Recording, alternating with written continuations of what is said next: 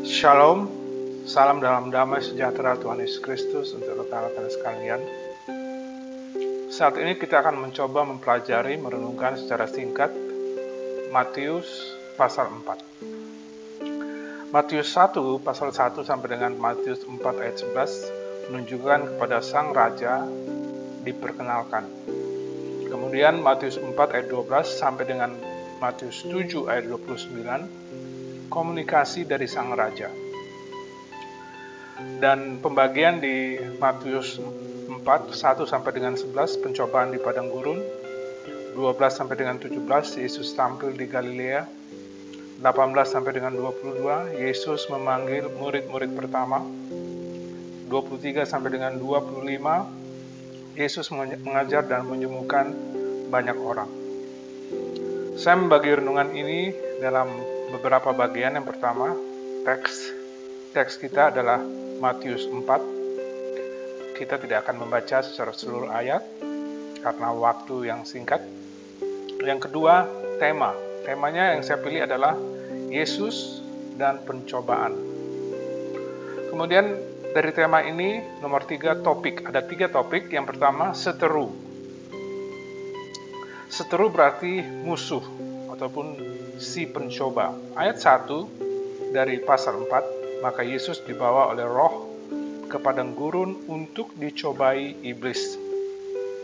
Sebagai catatan, Kejadian 3 ayat 15, aku akan mengadakan permusuhan antara engkau dan perempuan ini, antara keturunanmu dan keturunannya. Keturunannya akan meremukkan kepalamu dan engkau akan meremukkan tumitnya.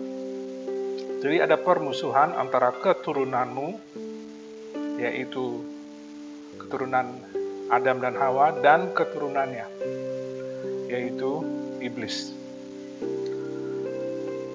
Dan sangat menarik, dalam bahasa Inggrisnya keturunannya adalah her seed, artinya keturunan dari perempuan, padahal benih seharusnya dari laki-laki.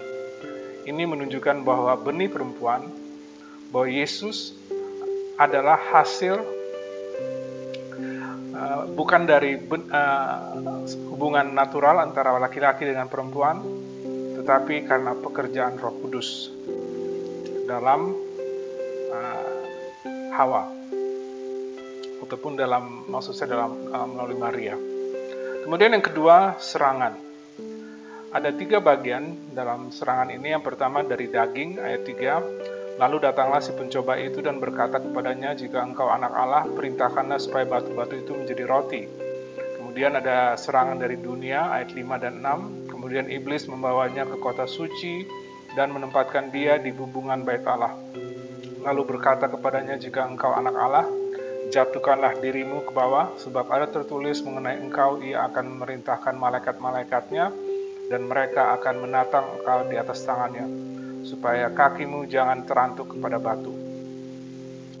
Kemudian musuh yang ketiga adalah setan atau iblis, ayat 8 dan 9, dan iblis membawanya pula ke atas gunung yang sangat tinggi dan memperlihatkan kepadanya semua kerajaan dunia dengan kemegahannya.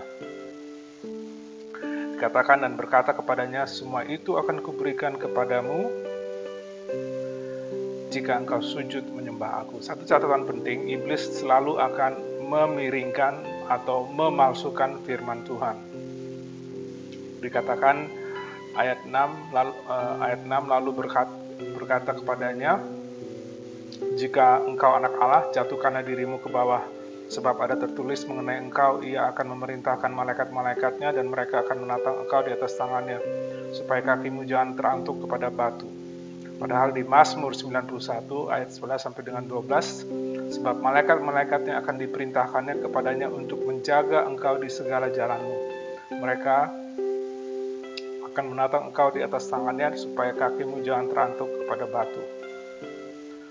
Kata-kata untuk menjaga engkau di segala jalanmu tidak disebut dalam Matius pasal 4 oleh iblis.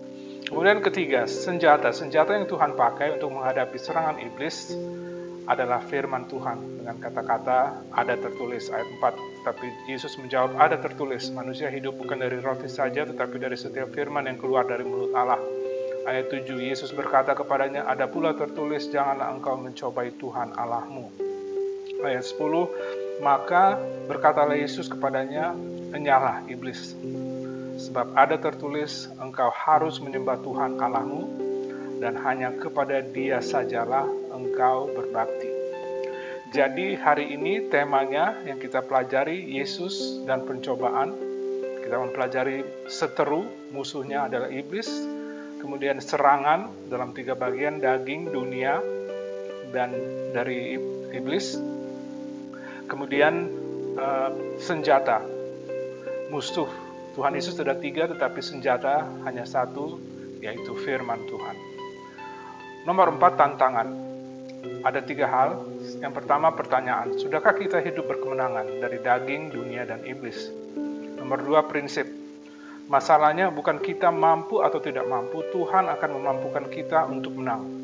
Tetapi masalahnya mau atau tidak mau, taat atau tidak taat. Yang ketiga, aplikasi. Sediakan waktu untuk mengenal, mempelajari, membagikan firman Allah dengan baik dan benar. Kemudian bagian yang terakhir, tema-tema penting lain dari pasal ini tentang malaikat, ayat 11, nubuat digenapi, ayat 14-17, Yesus, ikutlah aku, ayat 20, mengikut Dia, ayat 20 dan 22, Yesus menyembuhkan. Kiranya firman Tuhan boleh menguatkan iman kita. Tuhan Yesus memberkati pemberitaan dan penerapannya. Haleluya. Amin.